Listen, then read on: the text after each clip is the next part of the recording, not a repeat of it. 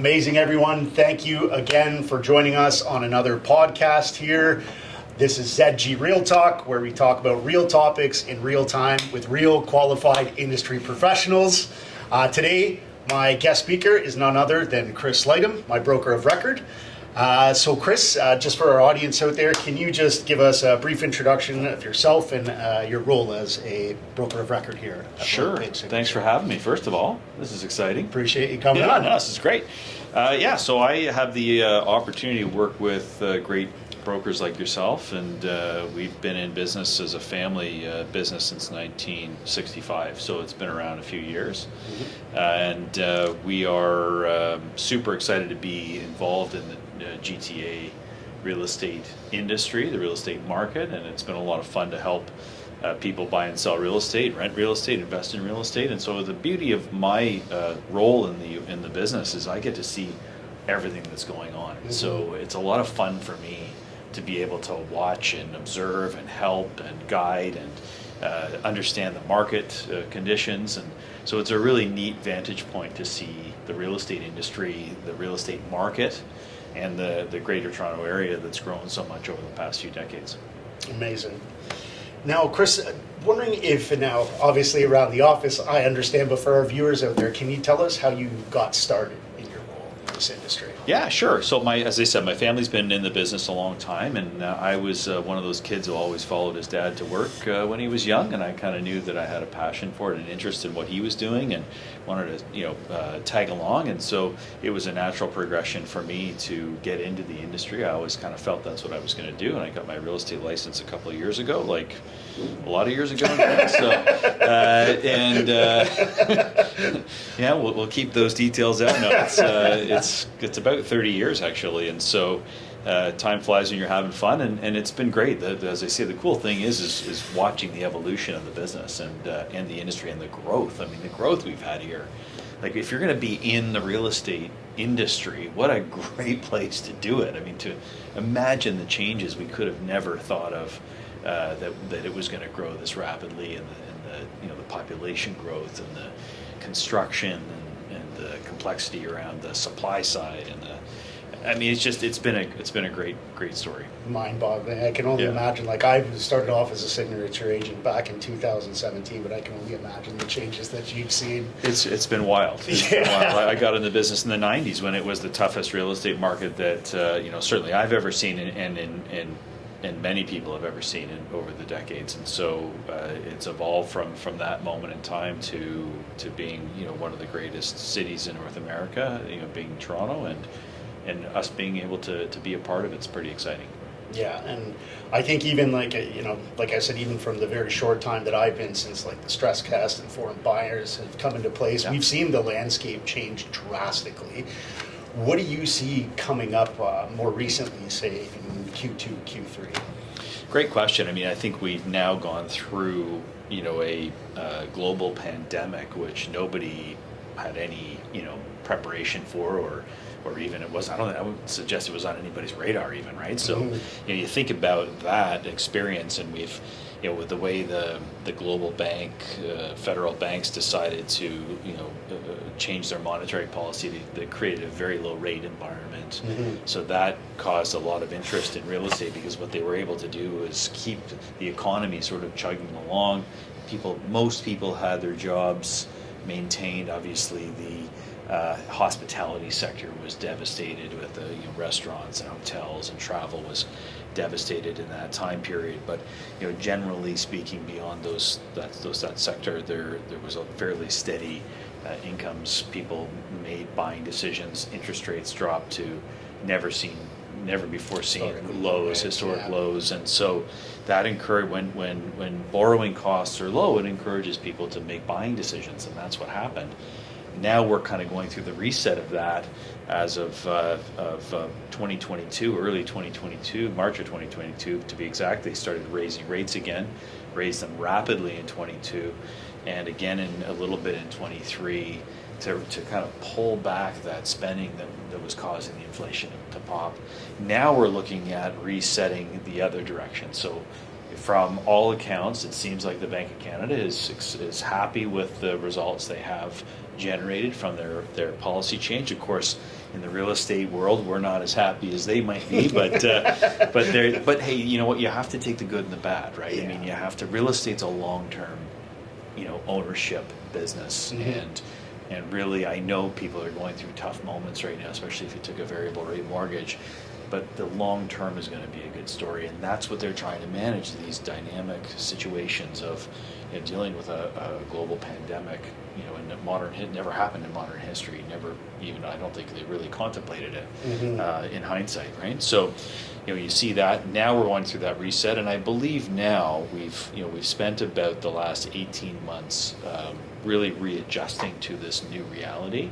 And if December and January are any indication, I think consumers are feeling better about the fact that we've kind of been grinding through that evolution of resetting rates, and people have maybe paused their decision making, and now they're after about 18 months or so of that evolution. We're at a point where people are going to see we're seeing more buyer interest in the marketplace. Some sellers have had to reset their expectations, and I think we're going to have a busy, I think it's generally a busy spring.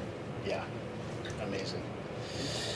Okay, so you had mentioned the reset and people kind of taking that time, the 18 months, and it's going to kind of lead into the next question that I have for you. But just more directly with your position as broker of record here, what are some of the biggest challenges that a broker of record typically faces in an ever-changing industry such as ours? It's a great question. I think that the industry is constantly evolving, which is dynamic and exciting. So you have to stay with that. So if you ever get to the point where you think you're kind of comfortable in the way things are operating, and you sort of kind of either consciously or subconsciously sort of relax, I think you're in trouble. You feel complacently starting to creep in. You got it, right? You have to be constantly looking to the future, and that's what we've done. And we've always, I think there's some great new technology coming along that's going to help consumers with their buying and selling decisions. I think there's access to information today that's better than ever. But I really think that if, as a professional in the industry, as a broker owner, as a business owner, I think it's like any industry. There's constant change. We've just gone through there's a brand new regulatory framework that's been brought into our industry. And that happens every, sort of 20 years or so. They're generally updates, and that's what's happened recently. And so you have to be on top of that. Those new rules and regulations, you have to be aware of, the reality of what's happening with monetary policy, what's happening with immigration. That's something that you have to keep your eye on, like what's happening with, because that's affecting the demand and supply of our real estate. Factors right? that drive the market. Yeah. So it's not about the house themselves, right? You really do. It's become so complex. If you want to do it well, which we want to do it really well, we want to take great care of our clients, give them great advice. We're constantly looking at it's not just about that home or that condo or that piece of land or that property. It's about what are all the factors that are going on, maybe around the world. Maybe it's the global conflicts that are going on. Is that going to affect supply chains? Is that going to affect demand here? Are people not going to be moving around the world as much as they were in the past? These are all things that we consider constantly and look at. If there's a change in government coming in the next, or an election anyway coming in the next couple of years, what are going to be the big hot buttons? And real estate happens to be one of them, because cost of ownership and cost of renting here in the GTA in particular, and I know in Vancouver as well, and other markets across the country, have skyrocketed in the last 24 to 36 months. And so that's a hot button item. So what sort of policies are going to be possibly introduced to help folks afford real estate? And so it's a fascinating business that way. So all these things keep us up and keep us on top of what's going on. But it's interesting how you think of real estate and you think of the bricks and sticks or the brick and mortar that of the asset itself, but it's way so more much more complex robust than that. Yeah, that's amazing. Thanks for sharing that with us. And because for me as a signature agent, I really do appreciate such as like all the market conditions, all the insight, all the training that you give us, not just, like from month to month with market stats, but weekly, daily. I was having a conversation with a new agent the other day, and, being that we are the largest Royal LePage in the city, just with the level of support we had, I was chatting with him, and I kind of brushed up on him, and I was like, well, what do you think of some of the new regulatory changes, such as TRESA? And he was like, what's TRESA? And wow. That's what I thought to myself. I'm so very much dependent and maybe take for granted a little bit that level of support that we get from you guys. So it's, to me, I feel very well informed and supported by just knowing what's coming down from you guys. So thank you for that. Yeah, right. We had covered 7 realtor RLP lives about TRESA, and you still didn't know what it was, and you've been in the industry for over a year and a half. So. Well, that being said, what sort of new advice would you give to a new agent coming into this industry with all of the changes kind of taking place? It's a great question. I think it's a great time. Like, if you are interested in the idea of being your own, entrepreneur, if you're entrepreneurial in the sense that you're not afraid to kind of take a little bit of risk, because it's like any business. I talk to folks about this all the time. Whether you open a restaurant or maybe a clothing retail store or a furniture business or you name it. I mean, they're all businesses. Going into real estate is a very similar approach that you need to take. Is you're opening a business essentially. Now, in an environment that, if you choose Royal LePage Signature as an example, you've got all the resources, everything you need to do that. But I really encourage people to think about it like opening your own business, because you are now looking for clients, customers, right, that you can help. And that's a big part of it. And I think that's something that I hope people really think about when they're choosing, our industry, because it's super competitive. I mean, there's 70,000 roughly licensed members of the Toronto Regional Real Estate Board, right? It's one of the largest boards in the world. Well, last month there were barely 4,000 sales. So if you do the quick math, there certainly isn't enough to go around, right? It's a very fragmented, very competitive industry. So I really share that with people if they're contemplating the industry. If you're just started in the business, you really have to think about growing your database of clients, figuring out what are the 2 or 3 key ways that are really going to allow me to connect with people and help them with their real estate needs. And if you focus on just that fundamental piece of the business for the first couple of years, is building connections, building relationships, meeting tons and tons of people, you're going to find a way to carve out a piece of the market for yourself, even as competitive as it is.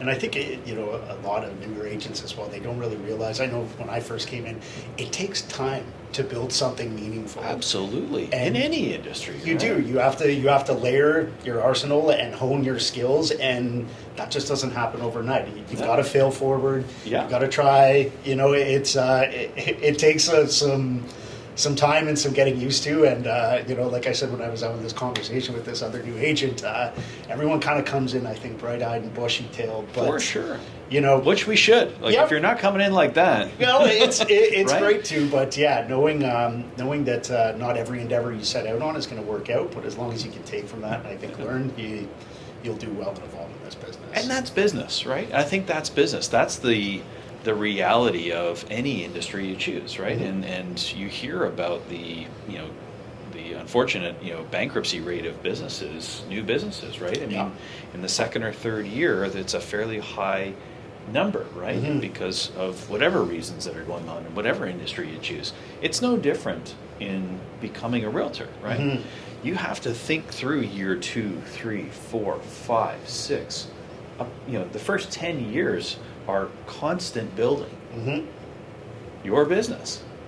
And if you're ready to grind it out and do that, there's a massive opportunity, even as competitive as it is today. You can find your niche in the market. But it's a great thought. You've got to have that long-term view, and you've got to be willing to really grind it out. And that's it. Those daily success habits, that's a beast that you have to feed every day. Every day. So you mentioned technology, but just before I get into that, I think we've got a question coming in Yes. from Instagram. What's the Yeah. question there, Poya? So we've got a couple of questions for Chris. One of the viewers is wondering if you can speak to, how Toronto is going green potentially. If there's going to be, in your opinion, ever solar power windows in new condos, water recycling showers, and anything that regarding that topic. Yeah, great question. Yeah, thanks for asking. That's a great question. All the major builders are looking at all green initiatives. It's just part of our the direction we're in. world now. I mean, it's so important for us to think about that. I don't know specifically about specific technologies that they are asking about in terms of timeline and when they're coming, but I would suggest is they're coming. Right? It does take a matter of time. There's a lot of factors that go into the reality of creating environmentally friendly strategies, and cost is sadly one of them.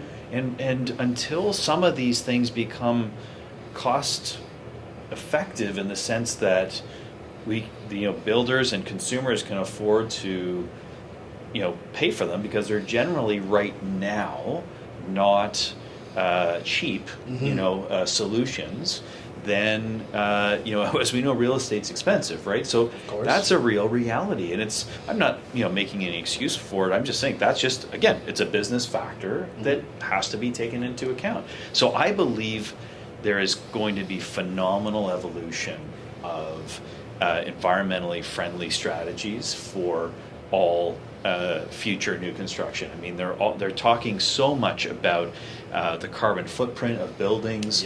There's going to be new tech around monitoring carbon footprint. They're studying new building techniques. There's lots of things happening, which is super exciting. So the answer is yes, there's going to be a number of really cool green initiatives. It is going to take time. It's never going to move as fast as we all would like it to, but there's lots coming down the pipeline. Yeah, we've got another event actually booked, I think, for this month to go and tour the GeoHaas wear site for the Laneway Garden Suites, and they've got some new building materials there. That's going to be a really exciting tour. I've been waiting to see how that one turns out.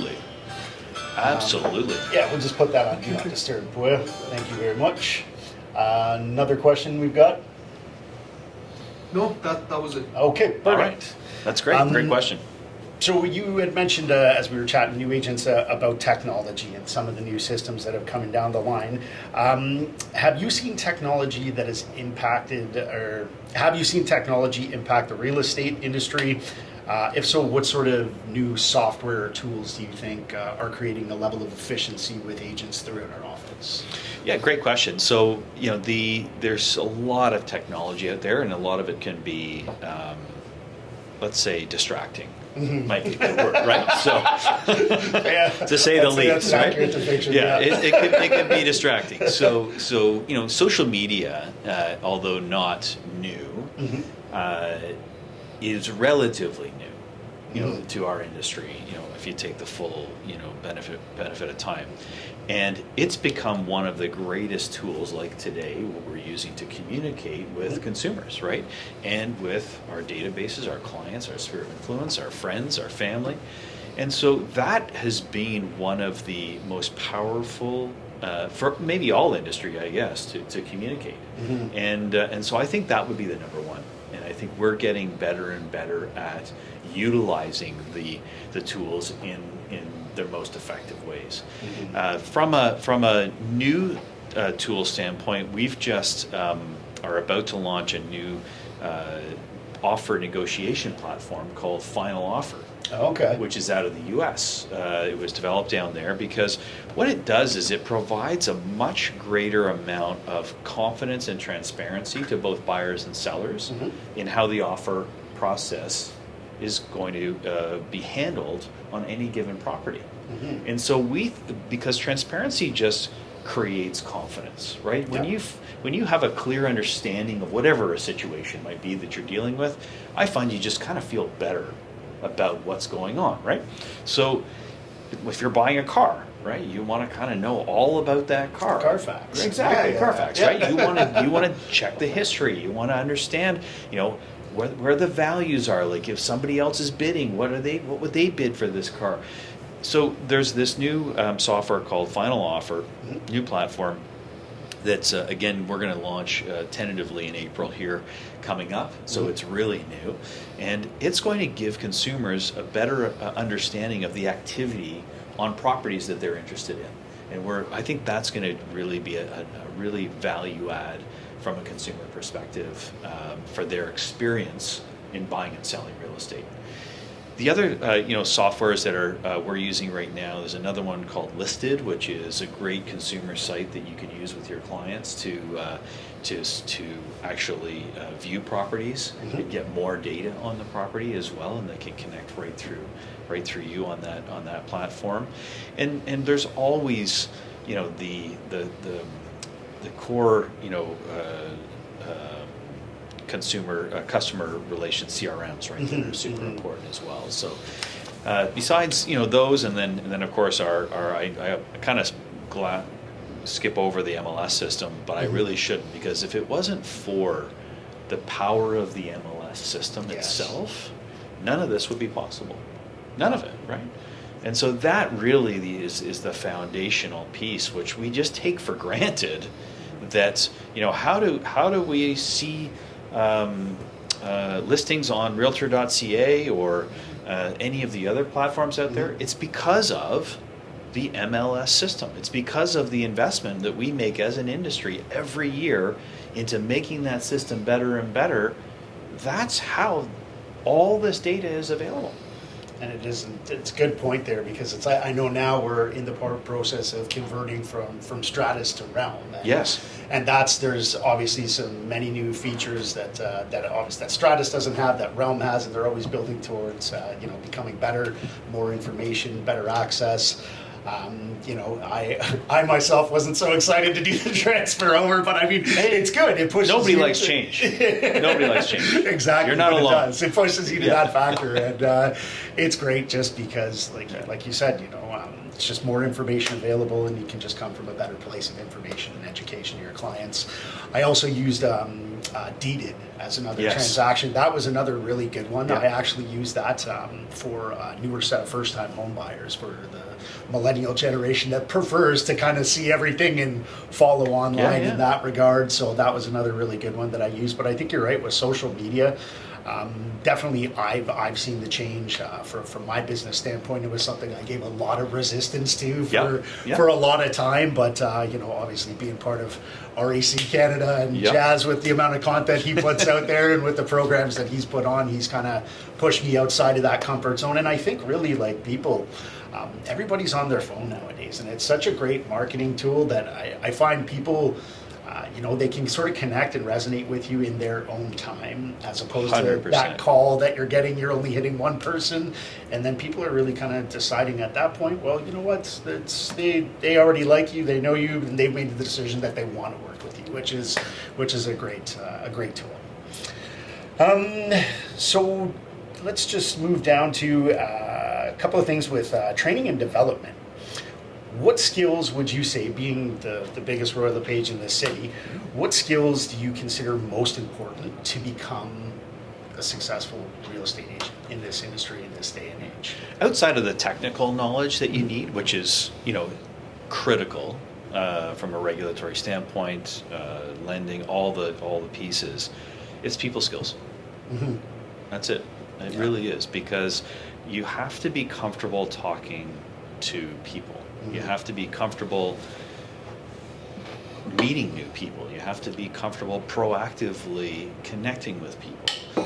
Otherwise, it's a tough business. I'll often say, we're actually in the people business. We just happen to sell homes or lease homes or whatever it is. Or help investors. But it really is the people business, because if you're unable to be a great communicator, if you're uncomfortable getting in front of somebody, if you're not, if you're afraid of hearing no, then it's a tough type of industry to be in.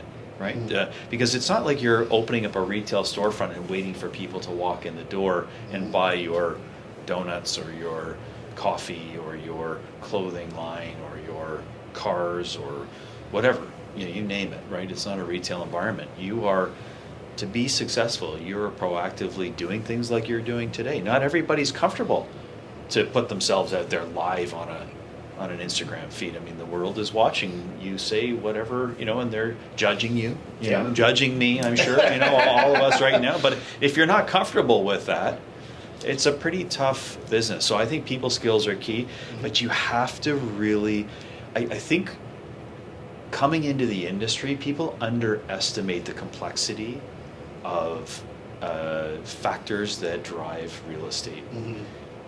And the knowledge that you have to have, everything from financing to global market, conditions to maybe what the new public policies are going to be around real estate and growth in our country. To the local understanding of what's going on in the neighborhood, that our clients are interested in setting down roots, and so it's a very complex business. So I think that piece of taking time to understand all these factors to make sure that you can help your clients make great decisions is absolutely critical. But if you're not comfortable with talking to people, you're going to find it difficult. I remember, when I first joined and Sam was doing the accelerator program in person, and she said it, and I love the way that she said it. She's like, real estate has always been a belly-to-belly business. Yeah. And I think that's sort of a level of when I first came in that sort of made me kind of settle on, okay, like you have to come into this industry with a level of, knowing that you're going to have a certain level of humility. That trying new things, like it's scary, but I mean, life, it begins at the end of your comfort zone. So absolutely, I think that this is just it's a great industry to be a part of, but it can be scary at times because you're right. It's such a real estate transaction is so multifaceted and layered, and it's not just like you said, knowing how to structure an offer, looking at comps. There's so many other factors that come in behind it to help your clients make sound decisions. So, and I think from a consumer standpoint, we do a good job of doing all the work behind the scenes, because that's just the way, we don't need to bother you with the details. We'll just make sure that we take care of you, right? And so consumers do not get the full view of all the work that goes on behind the scenes to get to the point of helping them make great decisions. And so if you're contemplating this industry, if you don't have a view of what goes on behind the scenes, you wouldn't know. It's not that you're not smart, just that you wouldn't know. Like you don't know what you don't know. I don't know what goes on in other people's businesses behind the scenes. Like I don't know what it takes to get that hot coffee to the counter. All I do is walk in and tap my credit card and walk out with a hot coffee. I mean, I don't know how complex it is takes to get it to get it to there and to get me to get to there, right? All of the marketing and the this and the that and it's fascinating, right? So to think about that, you really do have to consider that it's not just I get to show some houses and isn't this going to be great, right? No, there's a a heck of a lot more that goes behind it. We don't just drive nice cars and drink Starbucks coffee. That's right. The general conception is, or perception, excuse me, is literally a little misconstrued. But I guess that's on our part to educate. Well, it is, clients, right? And that's our own fault. I mean, there's Yeah.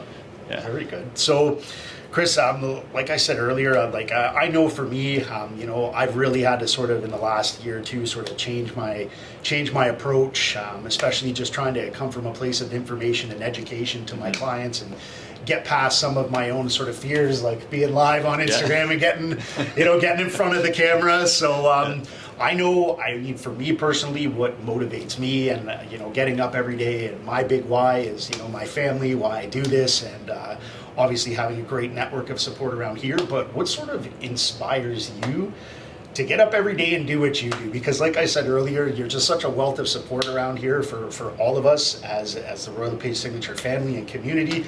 what inspires you to be this driving force here as a broker of record? Because you've been, like you said, a family-owned and operating company for a very long time. So what inspires you? That's a great question. I mean, I have a great family of my own that inspire me to obviously, go to work every day as well. But, I think I read the other day that, people's, you have to find something you love, right, before you to really be passionate about it. And they said, well, that's one part of it, but I'll paraphrase, but you have to find something that you can tolerate, right? Really well. Yeah. And then you become maybe in love with it, right?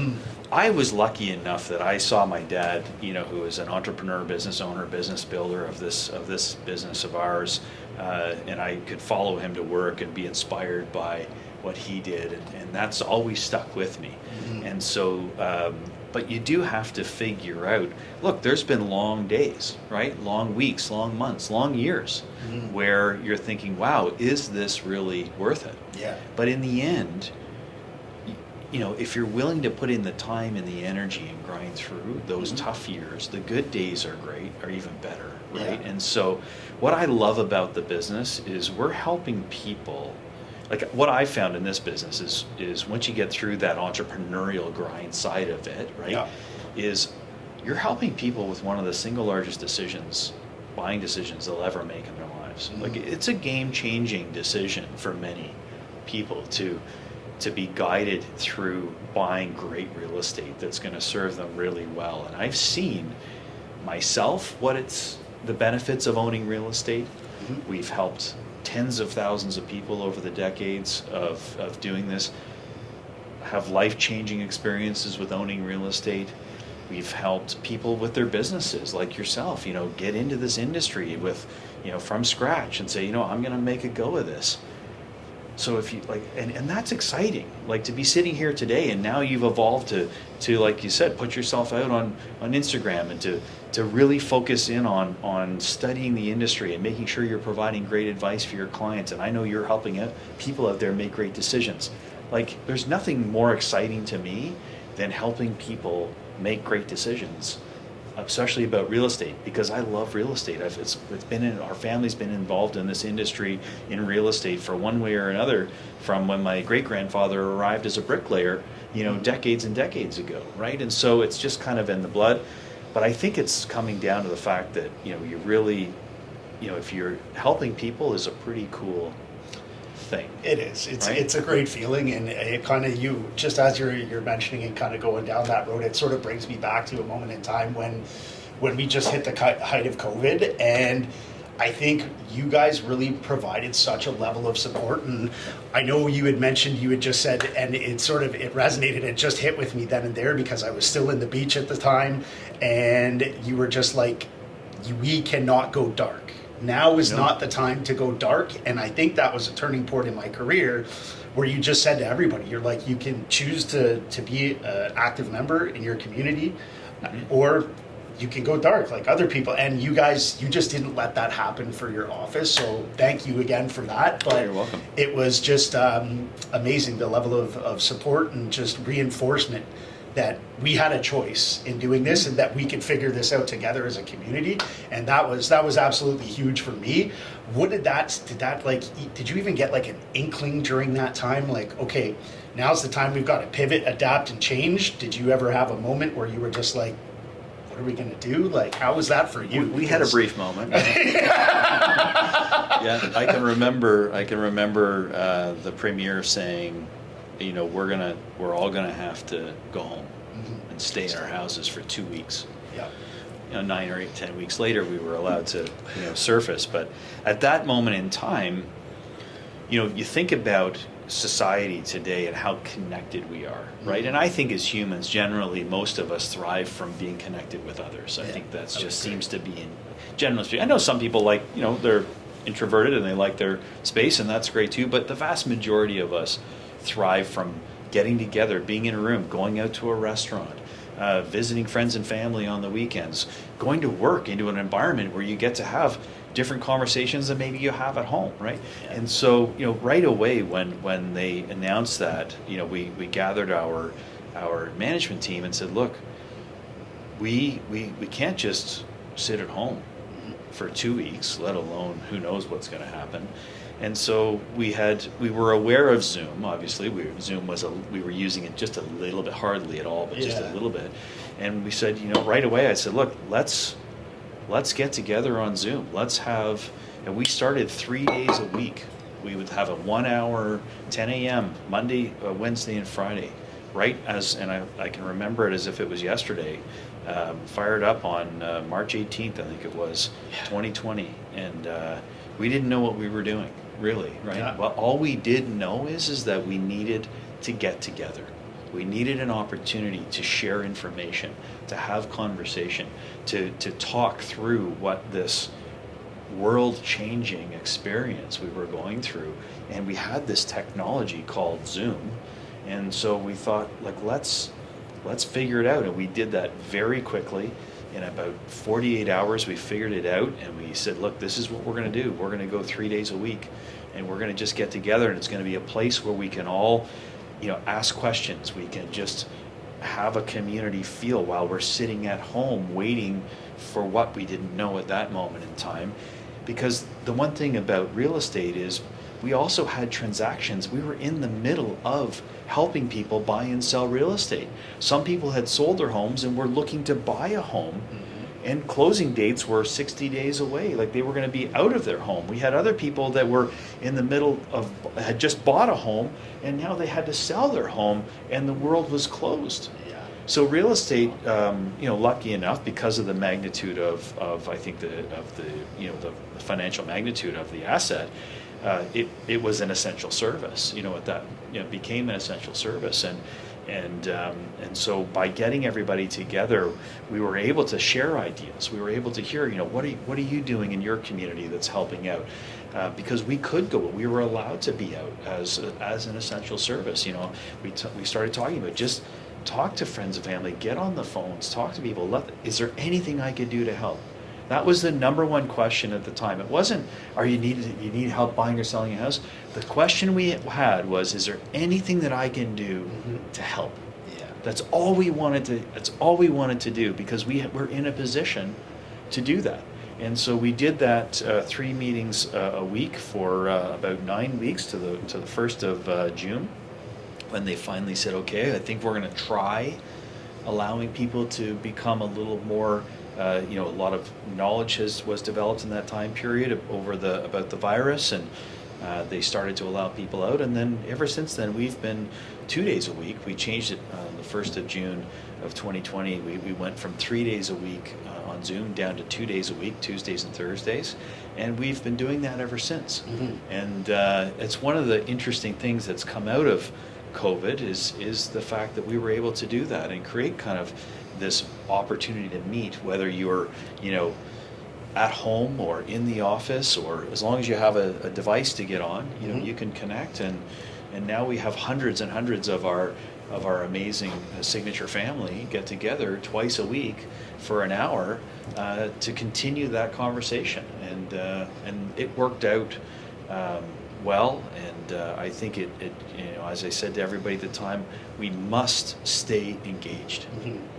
We must stay engaged. It's the only way we're going to, and I think, I will say it was for personal reasons as well. I think mental health wise, I think it was incredibly valuable, and we could help others in our communities, and we could help people that were in the middle of transactions in this incredibly challenging moment in our history that we were able to kind of work through, and it worked really well. It wasn't. I would say it was absolutely crucial, and like you said, from the mental health standpoint, not just for the community here at Royal LePage Signature, but as a sounding board where other people, when they weren't so sure what to do with their clients or their friends and the family, and you would hear another one of our agents come on and say this worked great, and sort of helped us take a look at things through a different lens of how we could bring that sort of uplifting, positive energy, like you said, not just to our clients, but our inner circle.